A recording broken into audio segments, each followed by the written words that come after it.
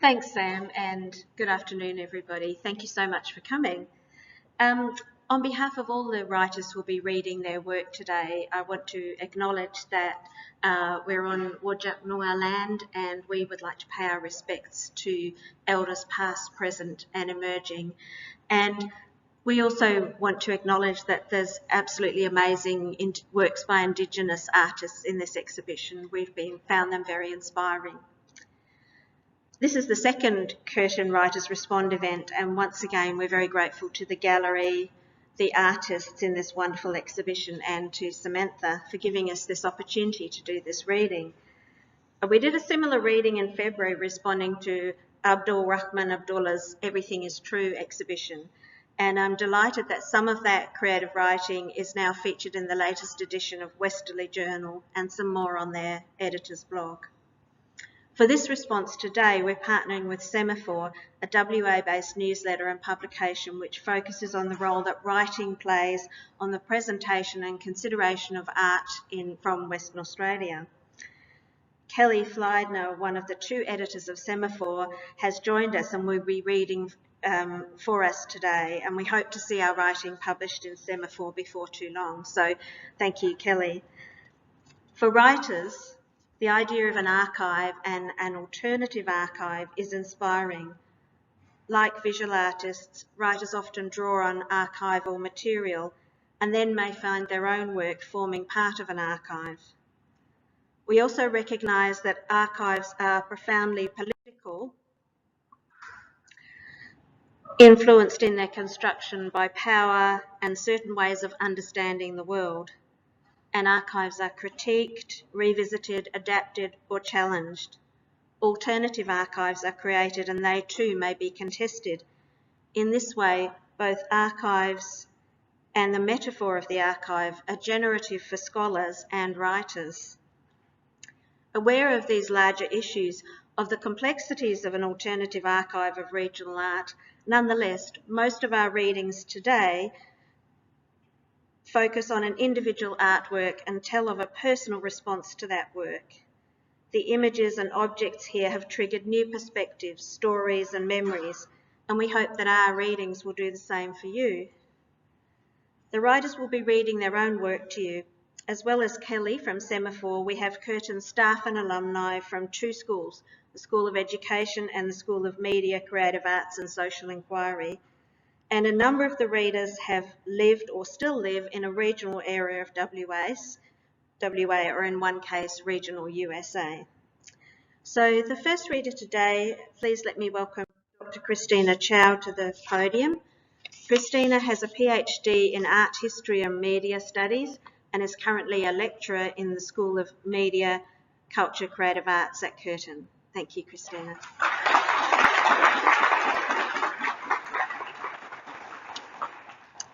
Jasmine Tea.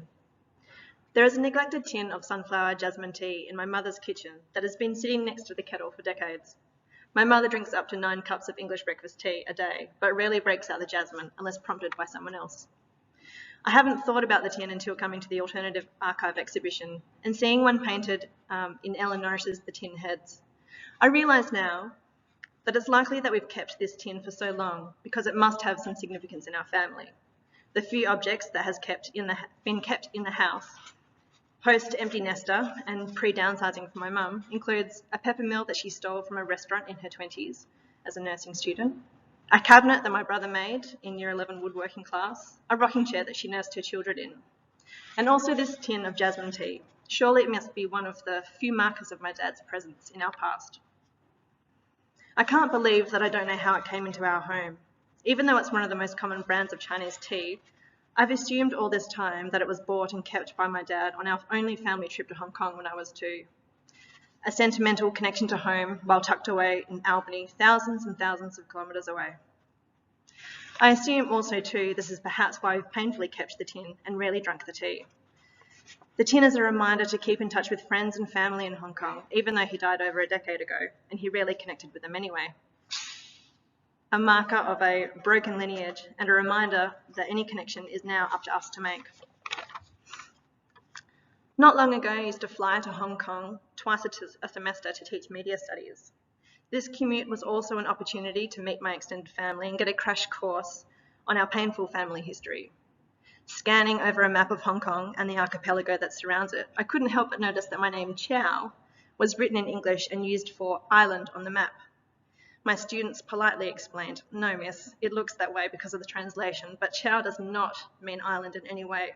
It's more like Smith, so common."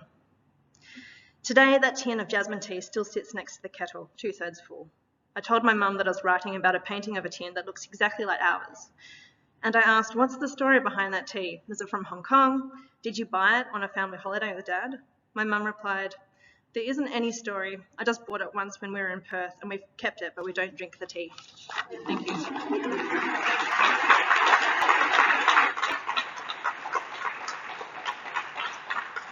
Thank you, Christina.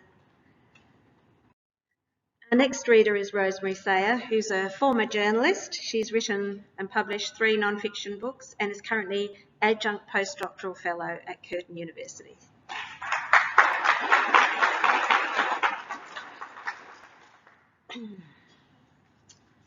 I saw the painting as soon as I stepped into the room. Aboriginal artist Loreen Sampson's canvas immediately took me back to my teenage years of arriving in the Pilbara.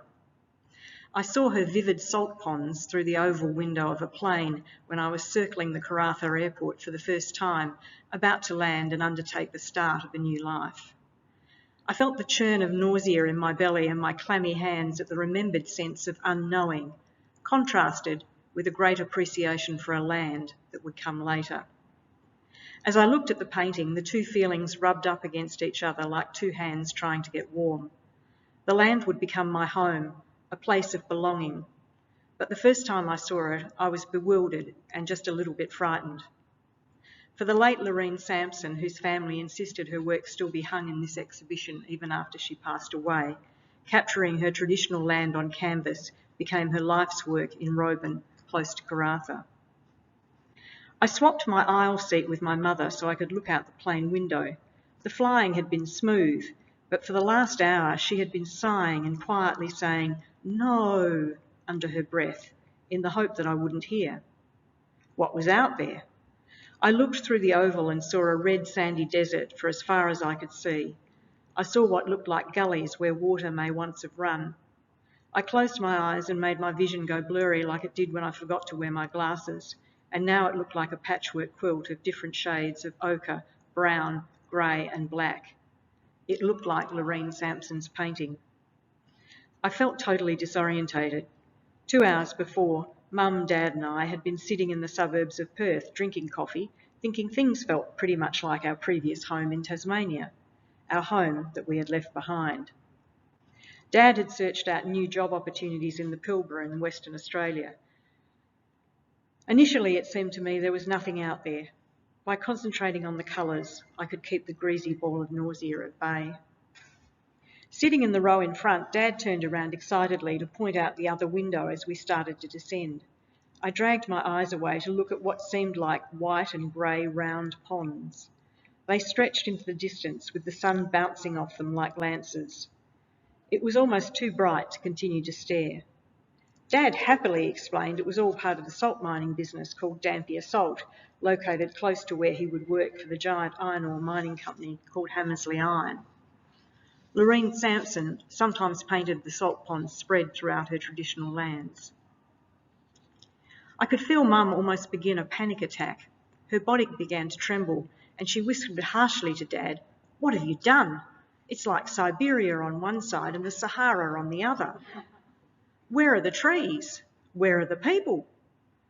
I curled my 12-year-old body into my seat to make myself as small as possible, sucking on a butterscotch to stop my ears from popping. They continued their exchange in hushed voices over my head while the pilot announced our descent. As the plane bumped down on a thin strip of tarmac next to the salt ponds, small buildings and a few stringy trees came into view. We circled around to stop in front of a large tin shed with a sign proudly announcing Karratha. A furnace of dry heat enveloped us as we dismounted the stairs and walked towards this unimposing building. Dad was bursting with impatience to begin. Mum and I just wanted it all to end. We wanted our lives to return to normal. We wished for the verdant green, the blue mountains, the meandering rivers of Tasmania. Homesickness, isolation and loneliness can consume you if you let it. At Christmas that first year, as the temperature steadily climbed to its usual daily maximum of 36 degrees, Mum insisted on cooking the full turkey roast with gravy and vegetables. The three of us sat under the air conditioning, not saying much. Dad tried to be jolly, passed out the crackers and tried desperately to make us laugh at the corny jokes. Suddenly, about halfway through the meal, Mum turned her plate upside down on the festive table with a bang, burst into tears and ran to the bedroom. I can still remember my shock at seeing her do something like that. She was always the calm parent, the quiet organiser, the one who didn't raise her voice. Dad and I sat still and looked at the gravy stain spreading across the white linen tablecloth. I tried to capture the little bird's eye peas that rolled around like marbles. Mum eventually came out of the bedroom and went to her chair, red-eyed and knitted for the rest of the day, but not talking. I tried to read and Dad went outside. It was, however, a turning point. The next day, the three of us sat down at the same table and Mum announced we needed to try harder to make our new life work. We couldn't go back, so we had to go forward. She had a list in her head of all the things we would do. She would start a garden and join the bowls club with Dad to meet people. We would visit art galleries and places of historical interest. I would be allowed to join the school swimming squad and play more hockey, even if it meant travelling 200 kilometres for a game each weekend. You'll drive her, of course, Colin, just like you always have, she said. Dad nodded quietly through all of this and was also given the task of devising regular outings and trips so we could learn more about the place that we had made our home. Bordered by the Indian Ocean to the west and extending across the Great Sandy Desert to the Northern Territory border in the east, the Pilbara is one of the largest regions in Western Australia. That didn't deter us. Dad planned small one-day outings and longer trips over weekends. Slowly, over time, I discovered a vibrancy and character unique to the Pilbara. Its rugged ranges, its gorges, its ancient landscape and waterholes drew me in. I wanted to be in it, part of it, experiencing the drama of the place. I wanted to belong here. I smile at Loreen Sampson's work again, noting that she was a multiple Cossack Art Award winner, a renowned regional exhibition. We attended that exhibition each year as part of our journeys. We went to the historical town of Cossack, just 20 kilometres from Roban. It was a strange place, popular with tourists, a palimpsest showing land of traditional owners overlaid with the Northwest's first pastoral gold and pearling port. Restored National Trust bluestone architecture was scattered about and reminded everyone of the colonisation of these lands. Today, as I breathe deeply, I can feel the power of Loreen Sampson's art, immersing me once again in her traditional lands. As one of the Ngalunga Yinjabadi people, she was a driving force and respected elder in the Roban Arts Centre for nearly 30 years. Her art speaks to me of the unknown, but also of eventually belonging. I wish I had known her.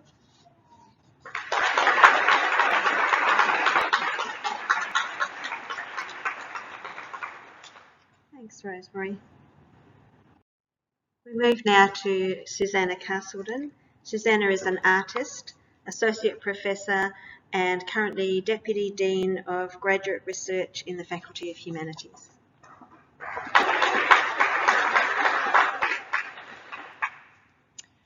Alpha. Alpha is for atmosphere and air. Bravo. Bravo is for brushstrokes and oil paint. A series of small paintings of clouds, skies and plains spotted above the artist studio in Mandurah. The anthropologist Tim Ingold, who will make several appearances in this alphabetical encounter, draws parallels between writing and flying, linking the movement of the quill of a calligrapher's brush to the flight of birds, their feathers and the wispiness of clouds. Charlie. Charlie is for contrails. Rarely seen in the skies over Mandurah, these vapour trails signify the vertical height and horizontal distance of international air travel. These straight lines temporarily mark the sky, making air routes momentarily visible. Delta. Delta is for variant. The skies are empty of planes. Echo.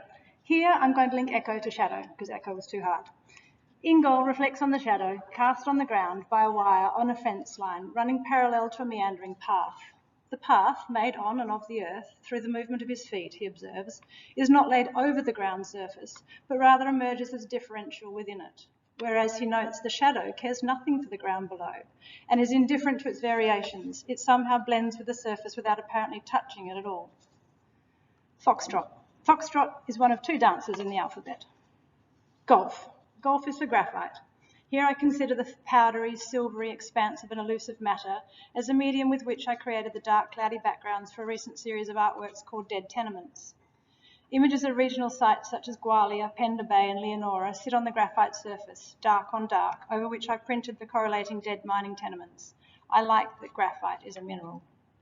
Hotel. Hotel is for the historical aerial photography collection, an archive of thousands of aerial photographs held by Geoscience Australia.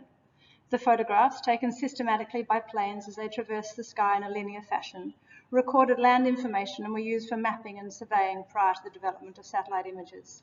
Each photograph was recorded along with the aircraft's path on a flight diagram, which in itself becomes a map of a map. India. India is for the Icelandic volcano that, although relatively small in volcanic terms, caused disruptions to flights over Europe as the ash clouds spread and the airspace was declared a no-fly zone. The dramatic impact caused by the unanticipated pause to international travel saw the embodiment of the ash cloud as an entity beyond our human control. It seemed to mock human dreams of omnipotence and bristled with effective charge. Juliet. Juliet was the pilot flying the plane on the 2nd of December. That's the artwork over there. As it flew overhead, Walker, beckoned by its sound, moved outside to scan the sky, observing the colour of the clouds, the temperature of the day. But the plane, perhaps hidden by the clouds, remained unseen. Similarly, for Juliet, who had been shark spotting all afternoon, she hadn't found what she'd been searching for either. Kilo. Condordan, Curup, Kelleverin, Katanning, Karatha, Kambalda, Kambari. Lima. Lima is for lines. In Walker's paintings, these lines inhabit an in-between world. They're incarnations of that which is not visible. They sit in the ghostly space of survey lines of longitude and latitude of the tropics of Cancer and Capricorn and the equator. Mike. Mandurah, Meekathara, Miningu, Malawa, Morowa. November. November is for navigation lines. Ingold, reflecting on the wire fence, featured in Echo, which was actually shadow, imagines the ship's navigator plotting a course on a chart. He ponders, and I quote, "The lines on his chart, it seems to me, could have had no more business with the actual surface of the sea than the wire of the fence had with the surface of the ground." It makes me think differently about the aviation charts in my dead tenement maps. Oscar. Ocean Beach, Onslow and Osmington. Papa. Papa is for pencil, which follows on from golf, which was graphite, Lima, which was lines. In Walker's paintings, a pencil line sits between the viewer and the clouds, delineating invisible spaces and movements in the air. They could be contrails, although very unlikely over Mandurah, or waypoints, and we get to these when I get to whiskey, or perhaps markings from an instrument screen. Quebec. Quebec is for Qantas, specifically the A380, named after the Australian pioneering aviator Nancy Bird Walton. In 2015, artist Sean Gladwell took QF1, the Sydney-London flight, on the Nancy Bird Walton, during which he covertly made a video work with the dancer Catherine Puy. He commissioned Puy to perform a dance in a costume hastily donned prior to landing in the fleetingly empty cabin space created between the last passenger alighting and the service crew boarding. Romeo. Romeo is for rubbing. In a boneyard in Arizona, I made a rubbing of the wing of a passenger jet that had been retired from service, surplus to requirements. The 2+2 seating arrangement inside the empty plane gave some respite from the baking Mojave Desert heat. Oxygen masks flaccidly hanging from the ceiling, trade tables not returned to their upright position. When standing on the wing making the rubbing, the heat made the paper brittle, the gesso tacky, and my knees blister. Later, the desert winds bruised and punctured the paper further. I like to think of this atmospheric involvement akin to Ingold's argument for the presence of lines in the landscape, that the bruised paper and scumbled gesso have not yet broken off from or parted company with the elements out of which they are formed. Sierra. Sierra is for stillness. As the plane moves across the sky, it accentuates our sense of staying put, attending to the task of intimately painting the mobile entity above. painting is stillness. Tango, the second dance, is for tail. I made a rubbing of an airplane tail in Utah in late 2019, a few months before mobility was halted by a global pandemic, when aircraft were still flying. The plane, a 1950s Expediter, had already been grounded after being retired from service 35 years earlier. I was drawn to its stout frame and silvery studded surface, and the idea that this type of aircraft was used for aerial mapping missions. I liked that it had helped map the world, and in turn I was mapping at 1-to-1 scale its worn and marked surface through the tactile process of frottage. Uniform, ultramarine blue and umber. Victor. Victor is the thousands of vertical photographs held in the historical aerial photography archive, stitched together to make a map of the country. That was the tenuous one. Whiskey. Whiskey is for waypoints. Waypoints are invisible geographical markers in the sky, designated by coordinates and a 5-letter capitalized word. They punctuate air routes, and for pilots, they are the sky's audible currency of place. The names, like the aviation alphabet, are designed to be distinct and easily pronounced by voice. And although mostly randomly generated, some of these names have expressive links to the geographies and histories below, with charmingly esoteric humour. For pilots who might be approaching Perth Airport from the northwest, most of the international flights, they manoeuvre through the following waypoints: Wanza, then Jolly, then Swaggy, then Camps, and then Baya, Billa, Bongs, Under, Akul, Ebar, and finally Trees. Someone was having fun that day. X-ray is for sunray. Yankee is for Yanchep, Yallingup, York, Yargoo, and Yarloop. Zebra. And finally, Zebra is for the Zenith CH-2000 Alaris, a 2-seater aircraft based at Jandakot Airport. I like to think it was the Zenith that drew Walker's eye skywards above his studio in Mandurah, left some lines, hid behind clouds, created some stories, and is the central character in at least one of these paintings.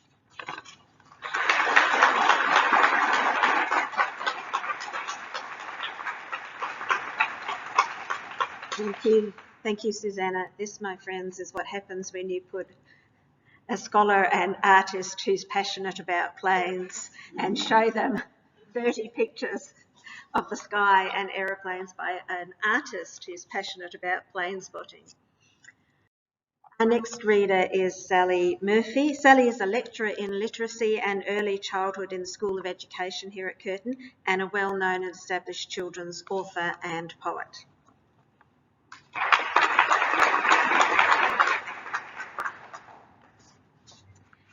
Scarped. Darling, Sir Ralph. Born England 1772. Died England 1858. Military officer. Governor of New South Wales. Malicious or maligned, depending who tells the story. His niceness, apparently, demonstrated in his giving blankets to the natives who dobbed in bushrangers. Long after his return home, his legacy remains in the form of landmarks bearing his moniker: a harbour, a river, and a scarp he never saw. Darling Scarp, a ridge of some 320 kilometres in southwest Western Australia, parallel to the coast and edging the Great Plateau. Named after a white man of questionable reputation. Long after Governor Darling Scarped, Darling Scarp remains, testament to colonisation and the erasure of who knows how many names and lives. Darling, adjective. Beloved, much admired, held dear. Pleasing, as in the Darling, Darling Scarp, a much loved feature of the West Australian landscape. We may love the scarp, but do we hold dear Ralph Darling? Budja, Noongar word meaning country. Before there was Darling, before there were white men, before invasion, this place was here, home to people who never knew, never thought it needed the name of a man from over the seas, never ceded that place that still bears his name. In 2008, the government announced new park names to celebrate Indigenous heritage. Woolloomooloo Regional Park, Mundi Regional Park, Banyala Regional Park, Beeloo National Park, Korong National Park, Midjuguru National Park. A tiny restitution meant to blanket past hurts and omissions. Darling's name, however, remains. Thank you.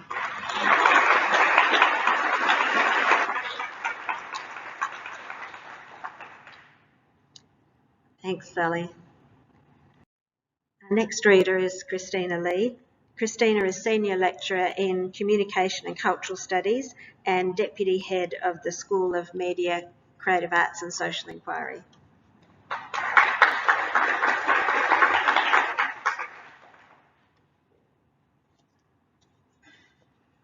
Diamonds! Look, we found diamonds. My mother nodded pensively, studying the shining objects with the attention of a precious stone appraiser. Diamonds. Wrapped in layers of tissue paper were broken bottom fragments, some green and others clear. Their sharp edges had been worn down by the shoes that had ground them into the red dirt. Remnants of a night of drunken revelry, they were now objects of wonder cupped in the hands of the 3- and 4-year-old girls. We had observed how our mother kept her jewellery wrapped in cotton wool that had been pulled and folded like dumplings, which were then secured in silk pouches. A jade bracelet, a gold chain, a red and white peacock brooch studded with diamantes. She rarely wore jewellery. It seemed too ostentatious for a small mining town in the Pilbara and too impractical for a housewife whose days were spent caring for 2 young children. Valuable items were likely to be lost in the communal bathrooms that we shared with the rest of the residents who lived at this end of town. Once in a while, my mother would bring out these treasures to look at. As an adult, I realised that they were rare moments of contemplation for her. They were tangible reminders of her past and what she had left behind as a migrant several times over. She had moved to Christmas Island with my father after they married. They met in Singapore, but her native home was in China, which she had left at the age of 7 after she was given to a couple after their own child had died. Arriving in Australia during the country's 3rd wave of immigration, our small family of 4 stayed at Greylands Migrants Hostel for a few months. My parents recount the story of my delinquent 1.5-year-old self crawling under the tables in the dining hall during meal times. My mother censures me as if I was a knowing midget-sized menace to society. She furrows her brow and punctures her disdain with a marked "Ayah," drawing out the second syllable for emphasis. According to the Australian Heritage Database, the Greylands site does not appear to have value to the wider community of Greylands. However, it does have considerable value to the migrants who pass through there. The hostel was closed in 1987 and transformed into a prestigious residential village for wealthy retirees. Passing by St John's Wood, Mount Claremont today, one would hardly know the place and people that were once there. My parents recite the random story of their troublemaking toddler, this inconsequential memory. And each time my father will laugh, my mother will perform her disapproval, and I will respond with amusement and surprise as if hearing it for the first time. Tell me again. Our first home in Australia was a caravan bought for $2,000. A canvas awning extended the living space, creating a shaded area of play, and also for visitations from neighbours. There is a photograph of my sister Josephine and I outside near the entrance. I am sitting on a table with a towel underneath to prevent the heat of a 35-degree day burning my legs. My sister is standing beside me, and even though she's only 1 year older, she towers above. As with so many of our early childhood photographs, our mouths are stretched, but not quite reaching that moment of bared teeth. I think of old-fashioned family portraits with a careful positioning of family members, an air of propriety that has no place for toothy grins and cheeks inflated like balloons that make eyes disappear. Such well-behaved children, such a neat home. This would be a photograph my parents would send to relatives far away of their new life, a good life. Don't you remember anything? You have such a bad memory. I have a memory like an elephant, I remarked to my sister. She is neither sentimental nor has much interest in talking about the past. She would have been a lousy historian. I joked that we did not come from the same womb. I vividly recall the weekly ritual of watching Doctor Who with my sister, a 3 and 4 year olds, seated on a cushioned bench opposite the television set and wrapped tightly in a blanket with only my eyes visible as if it afforded some sort of protection. I was captivated by the manic man with the booming voice, wild hair, and impressive scarf that stretched all the way to his shoes. Josephine would hide behind me, peering out at the doctor on his latest escapade with his human companion and robotic canine. You were scared to death, but you both kept watching. My mother repeats this account to us as we are growing up. Her tone is one of admiration of our bravery, but also frustration at the stubbornness of young children who will later have nightmares and require consoling by wearied parents. Years later, when I am in a store in New York City, I buy a multicolored 4-meter-long scarf that I loop several times around my neck to stop it dragging on the floor. Like the blanket, it offers a secret protection, but this time it is against forgetting. We were one of the first families in the caravan park to buy a colored television, my mother proudly states. We saved our money. Someone drove us to Retribution in South Hedland to buy it because we didn't have a car then. By the time my parents retired that television set, it had served our family more than 30 years. The loud clicking of the channel dials and knobs would be replaced with the soundless keys on a remote control, and the bulbous body would be swapped for a sleeker upgrade.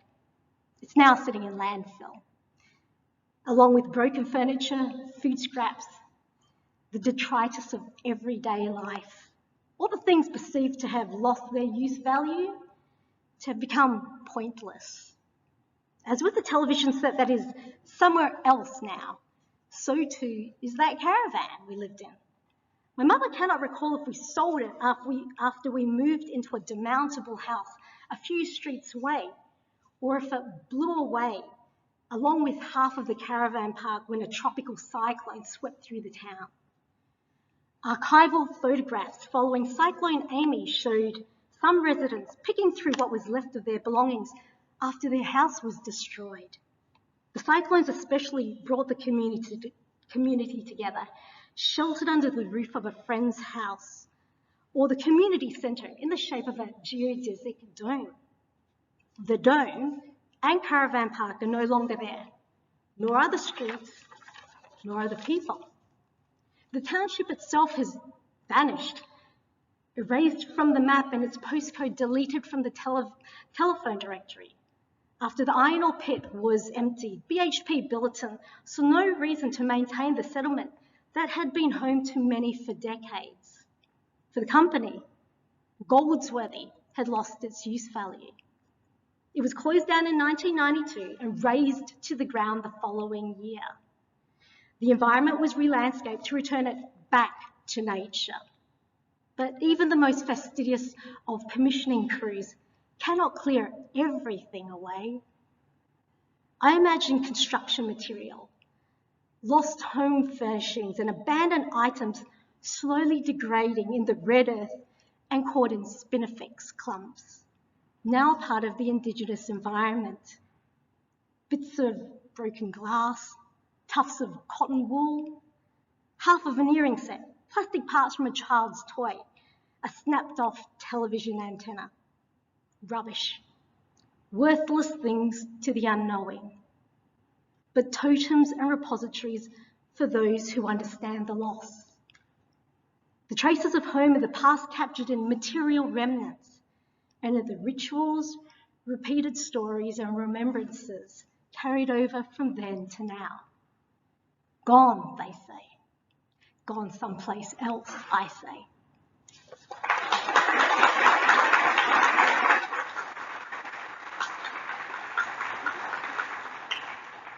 Thank you, Christina.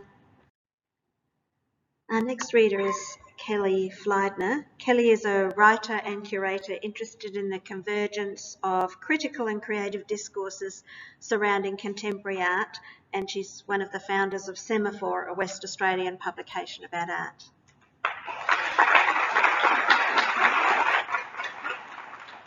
Hi everyone, thanks Rachel. So happy to be a part of this.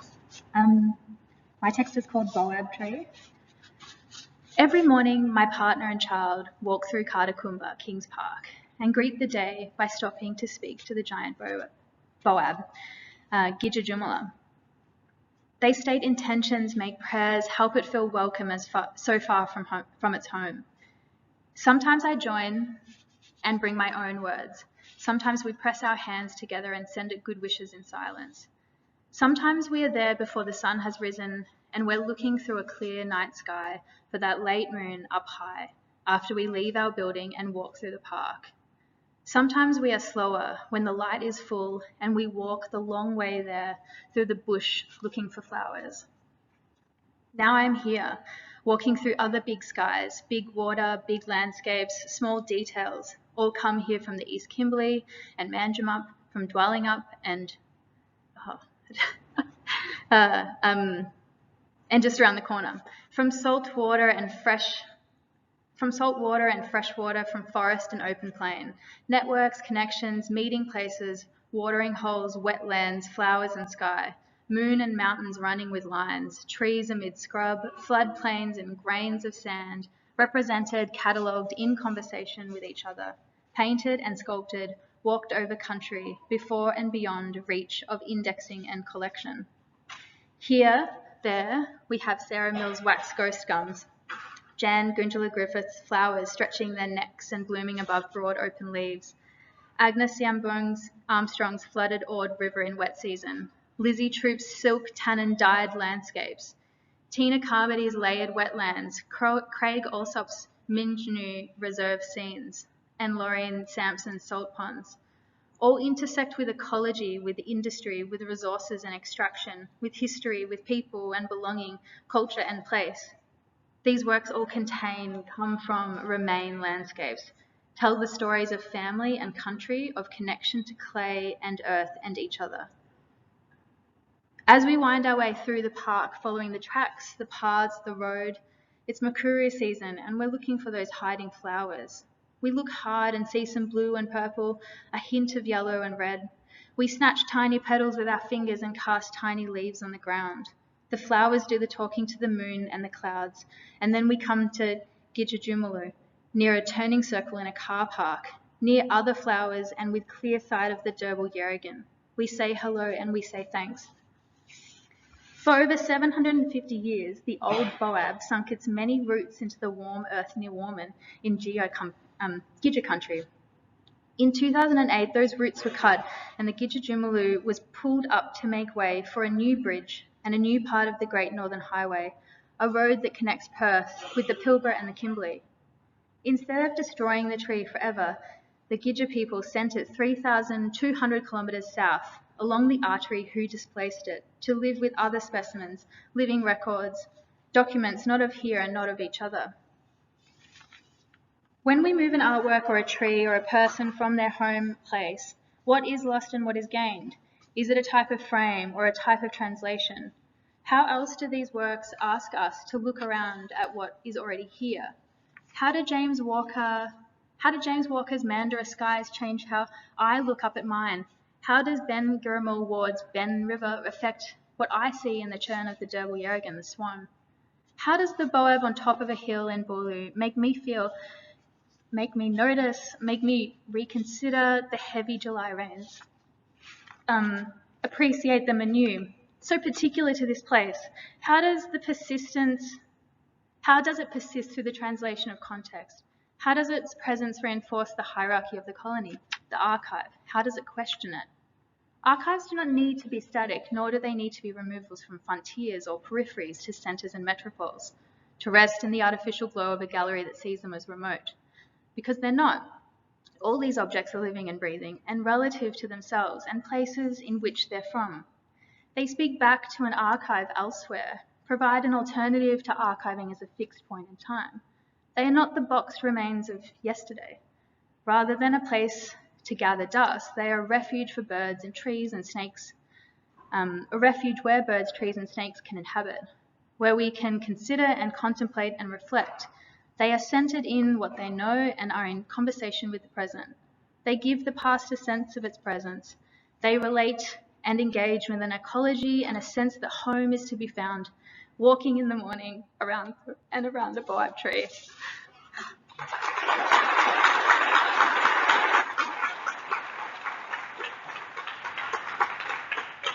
Thanks, Kelly. Our next reader is Pear Hennensgaard. Pear is a senior lecturer in professional writing and publishing here at Curtin, who spent his childhood bouncing between farms and small towns in the American Midwest.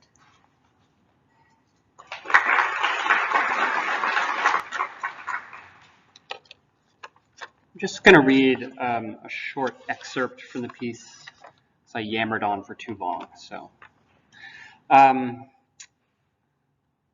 left, steady, my father barked from the back of the canoe. As our small craft stabilized and narrowly cleared the point of land that divided the river into two smaller streams, he added, quieter now. Yes, good. Steady paddling into deeper water. I paused my paddling in order to reach out with my right hand and touch the leaves of a bush that stretched from the sandy bank and hung over the water. We were that close to running ashore. But my father was right. The water in this channel was deeper than any we had encountered further upstream. Listening for the sound of my father's paddle softly cleaving the water's surface, I resumed my regular stroke. 18 years later, and 17,000 kilometers away, I remember what he said, steady paddling into deeper water. It's a metaphor, of course, but for what, I don't know. My father certainly didn't mean it as a metaphor, so I can't ask him either. A painting by Agnes Yambung Armstrong evokes this memory in me. Her painting, which is exhibited at the art gallery on the university campus where I work, is titled Jalanem. It depicts creek flows from the flooded Ord River in the wet season.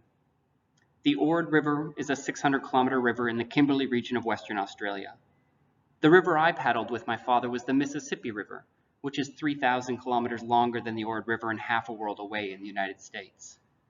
But there's something about the island at the center of Yambung Armstrong's flooded river, the shape of its point, the relative width of the streams on either side, the suggestion of the water's speed as it is bisected and redirected into narrower channels, that unites these disparate worlds in my mind. The museum label tells me that Jalanem uses a monochromatic color scheme and aerial composition that is typical of Yambung Armstrong's paintings. The colors are, of course, very different to those found in northern Minnesota. Yambung Armstrong uses natural pigments that perfectly capture the pinks and reds of her desert country. Minnesota in the summertime is monochromatic as well, but the dominant color is green. I look again at the museum label, white sans serif font on black card. In looking, I remember that another name for a museum label is a tombstone. But this tombstone is not commemorating someone or something that is deceased. Instead, it endeavors to bring life, to bring meaning and clarity to this artwork. I had no museum label for my father's words, spoken in that canoe all those years ago, but here is one for Yambung Armstrong's brushstrokes. The work is a metaphor for the flowing of knowledge through country. I'll stop there. Thank you.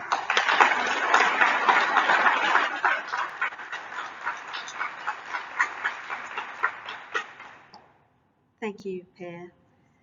So the last reading today is my own, And like Susanna, I was inspired by James Walter's pictures, and I set a challenge to myself to write 1 or 2 sentences about each of them, starting that end and going to there.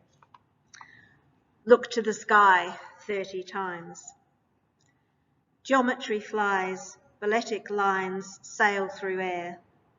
I glimpse a snapshot memory of standing in front of Miro's blur for the first time. Felted clouds float in a sea of cerulean. 29th November 2018, a pre-pandemic year. Lines multiply, white squares appear, haze rises like smoke from a bushfire. A tiny biplane caught between huge concentric circles and a floating triangle. It is 20.6 degrees in the place the sky gazer stands. A summer evening, an apricot glaze floods the sky, bleaching sound. A day later, the sky is dove blue and the plane spotter drops a joyous red corner into our field of vision. We see as if through Larkin's high windows. Deep blue air that shows nothing and is nowhere and is endless. Black clouds storm above him, Tuesday, 4th December. Every day he looks to the sky, recording and imagining his lines and shapes sweeping through the atmosphere, a strange melding of precision and license. 1726. Is this a reference to time, a late summer afternoon, or is it more arcane, a reference to an aircraft or a flight number perhaps, or part latitude or longitude? How many shades of grey and white make up this moment? 22.7 degrees, a humid day when tasks hang heavy in the mind.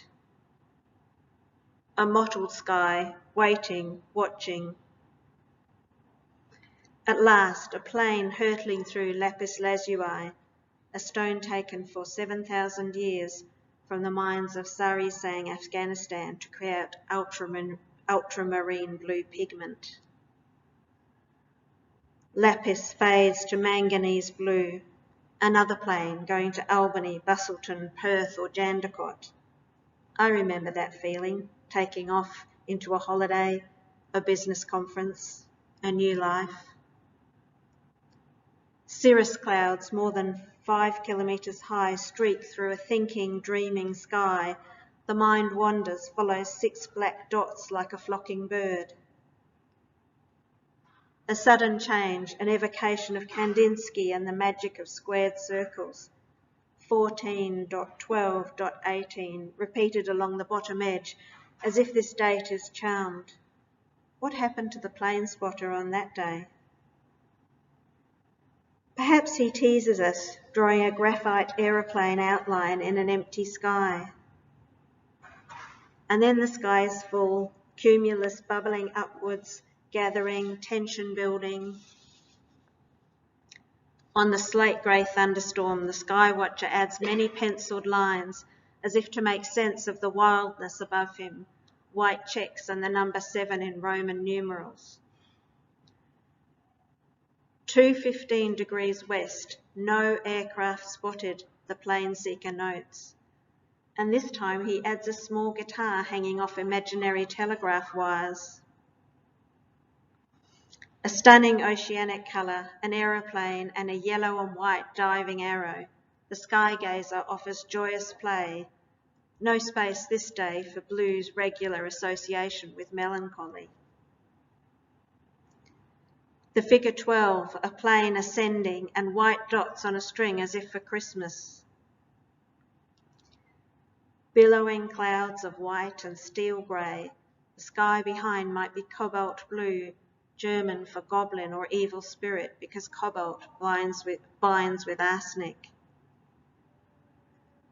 For the first time, a night sky, darker than we ever see in the city, opulent.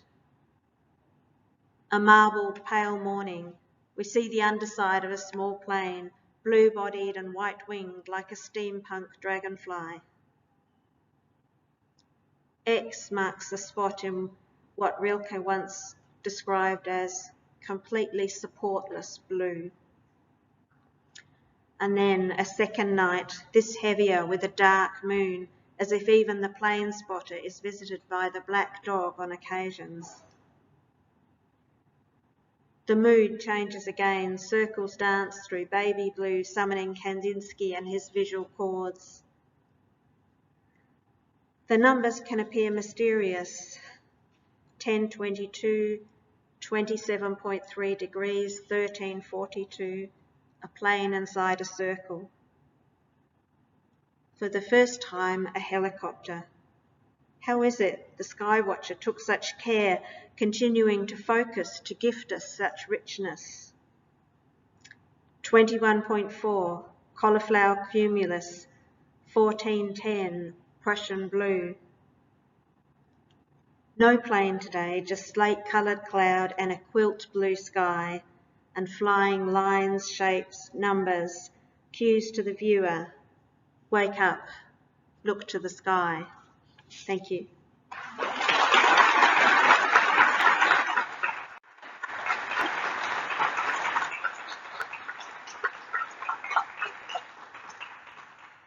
Thank you very much, writers and readers. Thank you, audience, for attending, and thanks, Sam, for organising today.